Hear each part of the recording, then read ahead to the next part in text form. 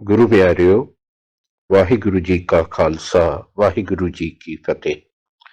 ਪਿਛਲੇ 7 ਦਿਨਾਂ ਤੋਂ ਦਾਸ ਆਪ ਜੀ ਦੇ ਨਾਲ ਗੁਰੂ ਦਾ ਸੰਕਲਪ ਵਿਸ਼ੇ ਦੀ ਵਿਚਾਰ ਸਾਂਝੀ ਕਰ ਰਿਹਾ ਹੈ, ਜਿਹਦੇ ਵਿੱਚ ਅਸੀਂ ਕੱਲ ਤੋਂ ਇਹ ਸਮਝਣ ਦੀ ਕੋਸ਼ਿਸ਼ ਕਰ ਰਹੇ ਹਾਂ ਕਿ ਸਤਿਗੁਰੂ ਕੌਣ ਹੈ, ਕਿਹਨੂੰ ਗੁਰੂ ਕਹਿੰਦੇ ਆ ਅਸੀਂ। ਫੈਸਲਾ ਗੁਰਬਾਣੀ ਦਾ ਕਹਿੰਦੇ ਅਸੀਂ ਆ,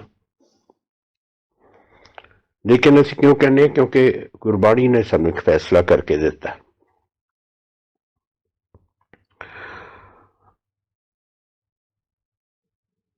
ਅੱਜ ਦਾ ਪਹਿਲਾ ਪ੍ਰਮਾਣ ਜੋ ਆਪ ਜੀ ਨਾਲ ਸਾਂਝਾ ਕਰਨ ਲੱਗਾ, ਗੁਰੂ ਰਾਮਦਾਸ ਪਾਤਸ਼ਾਹ ਦਾ ਉਚਾਰਨ ਕੀਤਾ ਹੋਇਆ, ਜਿੱਥੇ ਚੌਥੇ ਨਾਨਕ ਬਖਸ਼ਿਸ਼ ਕਰਦੇ ਨੇ, ਸਮਝਾਉਂਦੇ ਨੇ ਸਾਨੂੰ, ਬਾਣੀ ਗੁਰੂ, ਗੁਰੂ ਹੈ ਬਾਣੀ, ਵਿੱਚ ਬਾਣੀ ਅੰਮ੍ਰਿਤ ਸਾਰੇ, ਗੁਰਬਾਣੀ ਕਹੈ ਸੇਵਕ ਜਨ ਮਾਨੈ, ਪ੍ਰਤੱਖ ਗੁਰੂ ਨਿਸਤਾਰੈ।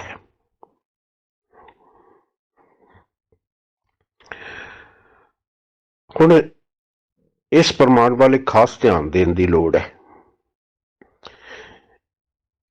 ਇਹ ਪ੍ਰਮਾਣ ਗੁਰੂ ਰਾਮਦਾਸ ਪਾਤਸ਼ਾਹ ਦਾ ਉਚਾਰਨ ਕੀਤਾ ਹੋਇਆ।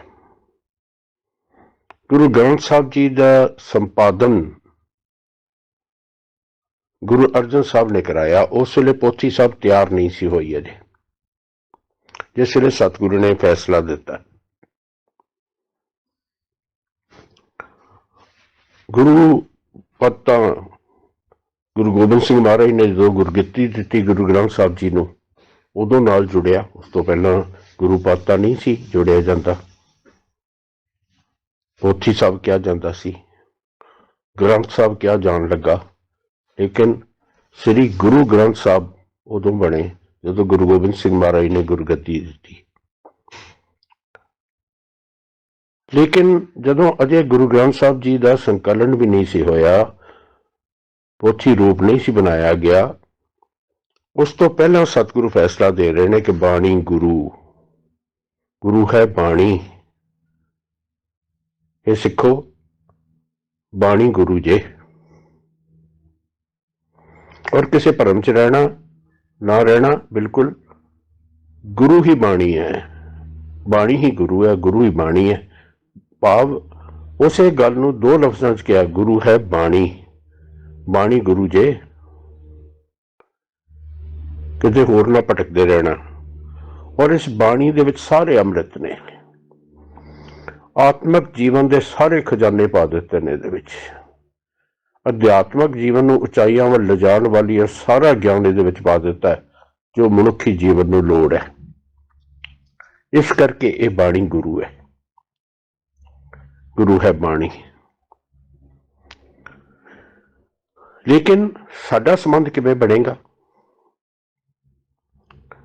ਸਾਡਾ ਗੁਰੂ ਕਿਵੇਂ ਬਣੇਗੀ ਬਾਣੀ?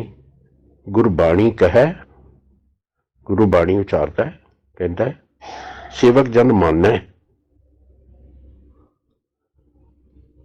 ਅਸੀਂ ਸਿੱਖ ਤਾਂ ਜੇ ਉਹਨੂੰ ਮੰਨ ਰਹੇ ਆ, ਜੋ ਗੁਰੂ ਕਹਿ ਰਿਹਾ,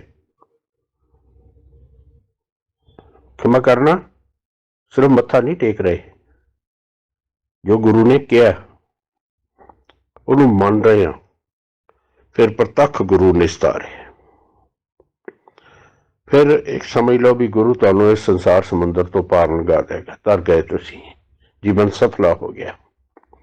ਸਾਡਾ ਜੀਵਨ ਸਫਲਾ ਤਾਂ ਹੀ ਹੋਵੇਗਾ, ਪਹਿਲਾਂ ਇੱਕ ਤਾਂ ਇਹ ਨਿਸ਼ਚਾ ਲਿਆਵਾਂਗੇ ਕਿ ਬਾਣੀ ਗੁਰੂ ਹੈ, ਬਾਣੀ ਹੀ ਗੁਰੂ ਹੈ ਬਸ। ਔਰ ਇਸ ਬਾਣੀ 'ਚ ਭਰਪੂਰ ਅੰਮ੍ਰਿਤ ਦੇ ਖਜ਼ਾਨੇ ਭਰੇ ਪਏ ਨੇ। ਔਰ ਇਸ ਕੰਡੀਸ਼ਨ ਤੇ ਵੀ ਖਰੇ ਉਤਰਾਂਗੇ ਕਿ ਜੋ ਗੁਰਬਾਣੀ ਨੇ ਕਿਹਾ ਅਸੀਂ ਉਹਨੂੰ ਮੰਨੀਏ ਤਾਂ ਜੀਵਨ ਸਫਲਾ ਹੋ ਜਾਏਗਾ। ਫੈਸਲਾ ਸਤਿਗੁਰੂ ਦਾ।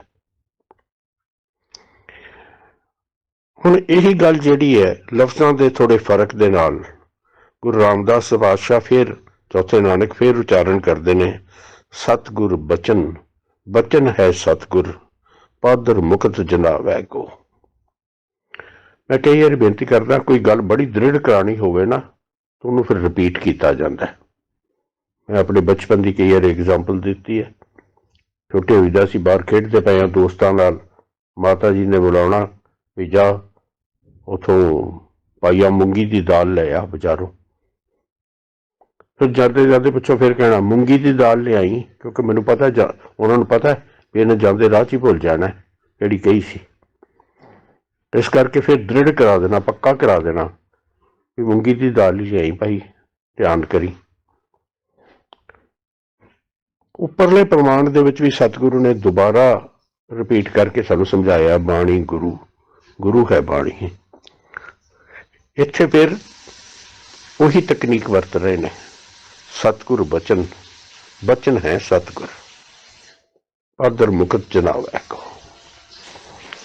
हे भाई सिखो, सतगुरु दे बचन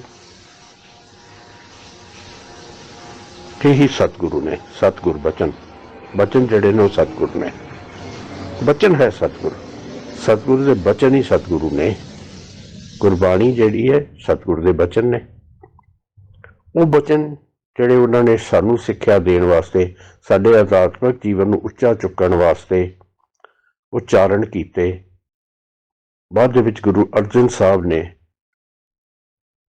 पहले गुरु नानक साहब तो लैके जिन्ने गुरु साहिबान ने बाणी उच्चारण की सी, उसका संकलन करके गुरु ग्रंथ साहब जी के रूप के विच साडे अगे अमोलक खजाना भर के रख दिता, जिहदे विच गुरु गोबिंद सिंह महाराज ने गुरु तेग बहादुर साहब की बाणी दर्ज करा के इहनूं पूर्णता करके साडे सामने परोस दिता। थाल थाल विच तिन वस्तु पईओ, सत संतोख विचारो, जो थाल परोसता साडे अगे।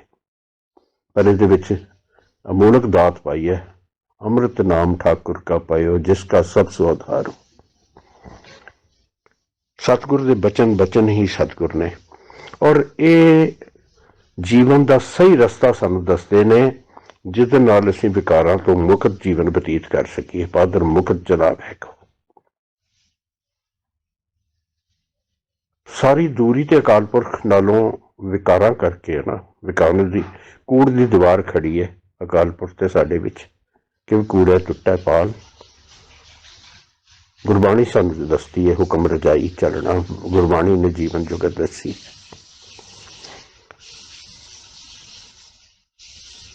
ये गल नहीं कि सिर्फ गुरु रामदास पातशाह ने गल कही, ये गल तो गुरु नानक साहब ने शुरू कर दी सी आप ही। गुरु नानक साहब ने आप फरमाया, शब्द गुर पीरा गैर गंभीरा, बिन शब्द जग बौरान। मैं बेनती की सी, बड़े बारी सवाल आता है भी गुरु नानक साहब किहड़े शब्द की गल करते हैं, या आम तौर पर सवाल आते हैं। वो शब्द, वो इलाही ज्ञान जो सतगुरु जी नूं अकाल पुरख तो प्राप्त होया, अकाल पुरख का वो इलाही ज्ञान जिहड़ा सतगुरु के हिरदे ते नाजल होया, सतगुरु के हिरदे च उतरिया, उन्होंने अपने बचनों द्वारा, अपने शब्दों द्वारा साडे तक प्रगट किया, सानू जीवन का सही राह दस्या। वो शब्द जिहड़े ने गुरु ने, वो पीर ने। शब्द गुर पीरा, और बड़े उच्चे अध्यात्मिक ज्ञान वाले शब्द जे, इन्हों आम ना समझना, लोग जाना ये गीत है, ये तो ब्रह्म विचार गैर गंभीरा। ते ये अकाल पुरख का इलाही ज्ञान साडे कोल हुंदे होए, गुरु का इलाही ज्ञान साडे कोल हुंदे होए, गुरु के पावन बचन साडे कोल हुंदे होए, जे असीं उहदे नाल नहीं जुड़े तो फिर समझ लो असीं जीवन दे विच चले आ, कमलियां वांगू तुरे फिरदे आ, बिन शब्द जग बौराना। जिन्हें इन्हां शब्दों के नाल सांझ नहीं पाई, इन्हां शब्दों तो इलाही ज्ञान प्राप्त नहीं किया, फिर की उहदी अवस्था है, बिन नाम है जग कंगला फिर है, बौरा कंगला झल्ला।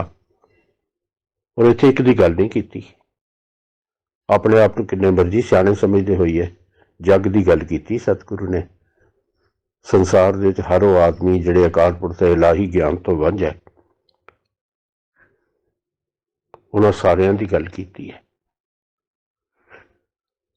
असीं तां भागां वाले सिख परिवार च जन्म होया, सानूं ते सुभावक तौर पर गुरु ग्रंथ साहब जी का सिख बनने का सुभाग प्राप्त होया। ਇਹਦਾ ਲਾਹਾ ਲੈ ਲਈਏ। ਅਜੇ ਬਹੁਤ ਪੱਖ ਨੇ ਜਿਹੜੇ ਇਸ ਵਿਸ਼ੇ ਦੇ ਵਿਚਾਰਨ ਵਾਲੇ ਨੇ। ਆਪਾਂ ਪੂਰੀ ਗਹਿਰਾਈ 'ਚ ਜਾ ਕੇ ਵਿਸ਼ੇ ਨੂੰ ਵਿਚਾਰਾਂਗੇ। ਅੱਜ ਬਸ ਇਤਨੇ ਕੁ ਬਚਨ ਪ੍ਰਵਾਨ ਕਰਨਾ। ਹੋਈਆਂ ਭੁੱਲਾਂ ਵਾਸਤੇ ਖਿਮਾ ਬਖਸ਼ ਦੇਣਾ ਜੀ। ਵਾਹਿਗੁਰੂ ਜੀ ਕਾ ਖਾਲਸਾ, ਵਾਹਿਗੁਰੂ ਜੀ ਕੀ ਫਤਿਹ।